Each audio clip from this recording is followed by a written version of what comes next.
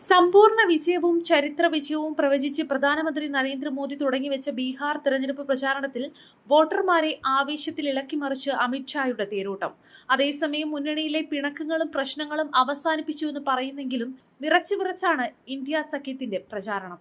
വരാനിരിക്കുന്ന ബീഹാർ തെരഞ്ഞെടുപ്പിൽ കാട്ടുഭരണത്തിന് പകരം വികസനം തെരഞ്ഞെടുക്കാൻ കേന്ദ്ര ആഭ്യന്തരമന്ത്രി അമിത്ഷാ വെള്ളിയാഴ്ച വോട്ടർമാരോട് അഭ്യർത്ഥിച്ചിരുന്നു. ബീഹാറിൽ ജംഗിൾ രാജ് തിരികെ കൊണ്ടുവരണോ അതോ വികസന ഭരണം തിരികെ കൊണ്ടുവരണോ എന്ന് തീരുമാനിക്കുന്നത് ഈ തെരഞ്ഞെടുപ്പാണ്.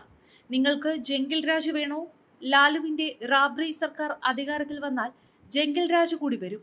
NDA സർക്കാർ രൂപീകരിച്ചാൽ ഭാരതത്തിലുടനീളം വികസിതമായ ഒരു ബീഹാർ അംഗീകരിക്കപ്പെടും. നിങ്ങളുടെ വോട്ട് വിവേകത്തോടെ ഉപയോഗിക്കുക എന്നാണ് ആഭ്യന്തരമന്ത്രി പറഞ്ഞിരിക്കുന്നത്.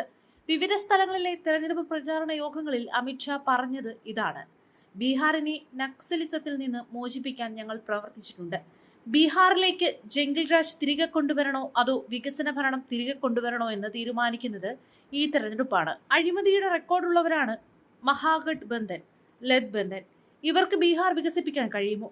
ഒരു ചില്ലിക്കാശിന്റെ പോലും അഴിമതി ആരോപണമില്ലാത്ത നരേന്ദ്രമോദിക്കും നിതീഷ് ബാബുവിനും മാത്രമേ ബീഹാറിനെ വികസിപ്പിക്കാൻ കഴിയൂ.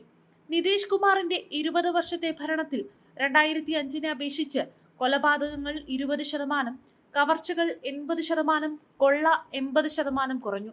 20 വർഷത്തിനിടെ ഒരു ക്രൂരമായ കുറ്റകൃത്യം പോലും നടന്നിട്ടില്ല.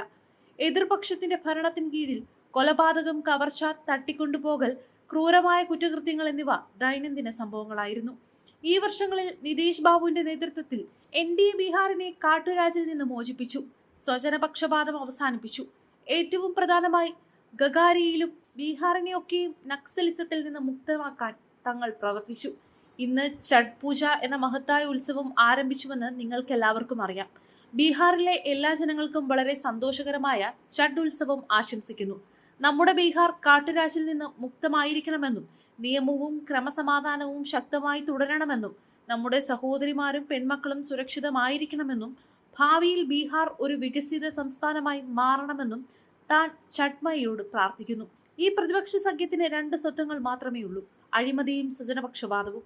ബീഹാറിലെ പുത്രന്മാരെയും പുത്രിമാരെയും പുരോഗതിയിലേക്ക് നയിക്കാൻ നിതീഷ് ബാബു ആഗ്രഹിക്കുന്നു. അതേസമയം ലല്ലുജി തന്റെ മകനെ മുഖ്യമന്ത്രിയാക്കാൻ ആഗ്രഹിക്കുന്നു.